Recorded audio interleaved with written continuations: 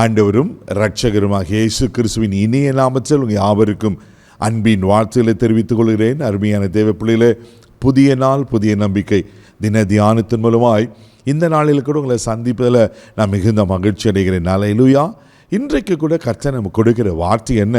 யோவான் எழுதின சுவிசேஷம் 2ஆம் அதிகாரம் 5வது வசனம் கூட வாசிக்க கேட்போம்.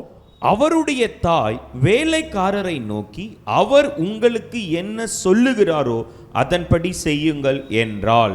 அல்லேலூயா. இங்க ஒரு அற்புதமான சம்பவத்தை நாம் பார்க்கிறோம்.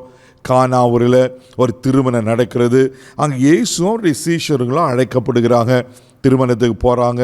இப்படி அழகாக திருமணம் நடந்து கொண்டிருக்கிற சமயத்தில் திராட்சை ரசம் குறைபடுகிறது. பாருங்க, திராட்சை ரசம் குறைப்பட்ட செய்தி மரியாளுக்கு வருகிறது. மரியாள் இயேசுக்களை சொல்றார். அப்போ இயேசு சொல்றார், என் வேலை இன்னும் வரலன்னு. ஆனாலும் மரியாள் ஒரு வார்த்தை சொல்லிட்டு போவாங்க, அவர் உங்களுக்கு என்ன சொல்லுகிறாரோ அதன்படி செய்யுங்கள். அல்லேலூயா. இயேசு அந்த சூழ்நிலையை பார்த்து, அவங்க அங்கலாய்ப்பை பார்த்து, ஒருவேளை எப்படி இருக்கு யோசித்து பாருங்க. கல்யாண வீட்டில் பிரியாணி ஆயிடுச்சுன்னா எத்தனை பேர் முறுமுறுப்பான், எத்தனை பேர் ஒரு மாதிரி பேசுவாங்க. அந்த கல்யாணம் நடத்துகிறவங்களுக்கு எவ்வளோ பெரிய அது கஷ்டமாக இருக்குல்ல. அந்த சூழ்நிலை அப்போ இயேசு அறிந்திருக்கிறார். தேவ பிள்ளைகளை, உடனே அங்கே கால்களை கழுவும்படி வைக்கப்பட்டிருந்த அந்த கற்சாடியில் தண்ணீரை நிரப்ப சொல்லுகிறார். தண்ணீரை நிரப்ப சொன்ன உடனே தண்ணீரை போயிட்டு மொண்டு போய் குடுங்கள் என்று சொல்லுகிறார்.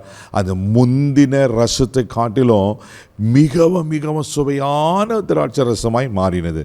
தேவ பிள்ளையில் ஒன்று சொல்லட்டுங்களா, நம்ம வாழ்க்கையில் கூட நம்முடைய அங்கலாய்ப்புகள், நம்ம வேதனைகள், நம்ம கடந்து வர பாதை ஆண்டருக்கு தெரியாதுன்னு நினைக்காதீங்க. God nose everything. ஆண்டருக்கு எல்லாம் தெரியும். அவர் பார்வைக்கு மறைவானது ஒன்றுமே இல்லை.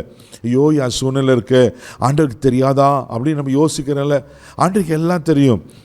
சரியான நேரத்தில் சரியான விதத்தில் நம்மளுக்கு அற்புதங்களை செய்கிறது ஆண்டவர். என் வேலை இன்னும் வரலன்ட்டு ஆண்டவர் அப்படியே விட்டுட்டு இருக்கலாம். ஆனால் ஆண்டவர் மறுபடியும் அந்த இடத்துல செயல்பட ஆரம்பிக்கிறார். தேவ பிள்ளையே, ஆண்டவர் உங்கள் வாழ்க்கையில் அற்புதங்களை செய்ய உண்மையில் இருக்கிறார். ஆனால் ஒன்று, இங்கே மரியாள் என்ன தெரியுமா சொன்னாங்க? அவர் என்ன சொல்லுகிறார் அதன்படி செய்யுங்கள். நம்முடைய வாழ்க்கையில் கூட ஒவ்வொரு நாளும் ஆண்டவர் சத்தத்தை கேட்டு, ஆண்டவர் சத்தத்துக்கு கீழ்ப்படுகிற, ஆண்டவர் சத்தத்தை கேட்டு பழகி அதன்படி செய்கிற ஒரு வாழ்க்கையை நம்ம பழகிட்டோம்னா அது போல் ஒரு பெஸ்ட் லைஃப் உலகத்தில் எதுவுமே கிடையாது. ஆமே, நான் சொல்கிறேன், உங்கள் வாழ்க்கை ஆசீர்வாதமாக சக்ஸஸ்ஃபுல்லாக இருக்கும். அல்லேலூயா. எரேமியா எழுதின தீர்க்கதரிசன புஸ்தகம் 11ஆம் அதிகாரம் 3வது வசனத்தை கூட வாசிக்கும் போது தீர்க்கதரிசி இப்படியா சொல்லுகிறார். வாசிக்க கேட்போம்.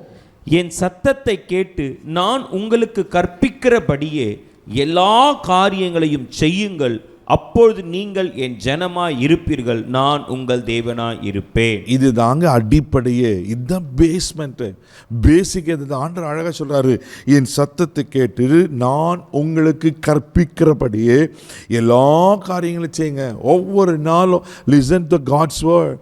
ஆண்டவர் சத்தத்தை கேளுங்க. ஆமென். ஒவ்வொரு நாளும் ஆண்டவர் சத்தத்தை கேளுங்க. தெய்வ பிள்ளைகளை, கேட்கறது மாத்திரம் இல்லாமல் அதன்படி செய்யுங்கள். வசனம் சொல்லுகிறது, அதன்படி செய்யுங்கள். அப்போது நீங்கள் என் ஜனமாக இருப்பீங்க, நான் உங்கள் தேவனாக இருப்பேன். நம்ம ஆண்டுடைய பிள்ளை அப்படின்னா அவர் சத்தத்துக்கு நீங்களானோ செவி கொடுக்க வேண்டும். செவி கொடுக்கறது மாத்திரம் இல்லை, அவர் சொல்கிறதுக்கு நாம் கீழ்ப்படியணும். சில நேரத்தில் வீட்டில் பிள்ளைங்களை கூப்பிடுவோம், ரெஸ்பான்ஸே பண்ண மாட்டாங்க பாருங்கள். அப்படியே அவங்க பாட்டுக்கு மொபைல் பார்த்துருப்பாங்க, ஏதோ ஒரு காரியத்தை செஞ்சுட்டு இருப்பாங்க. 4 முறை கூப்பிட்டாலோ கேட்க மாட்டாங்க. அப்போ எவ்வளோ கோபம் வருதில்ல.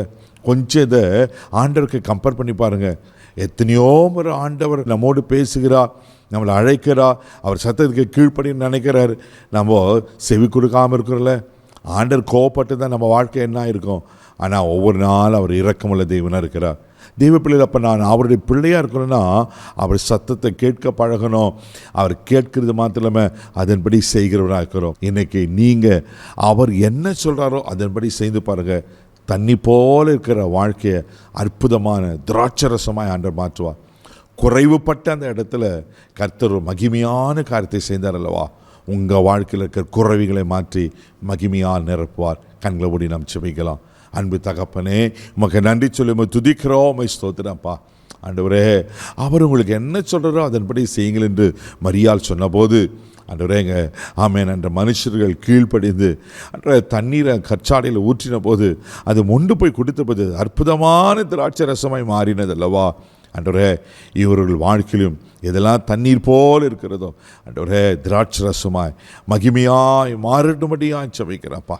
ஆண்டவரே உமக்கு செவி கொடுக்க, உங்கள் சத்தத்தை கேட்க ஆண்டவரே எங்களுக்கு கிருபை பாராட்டும்படியாக ஜெபிக்கிறோம்.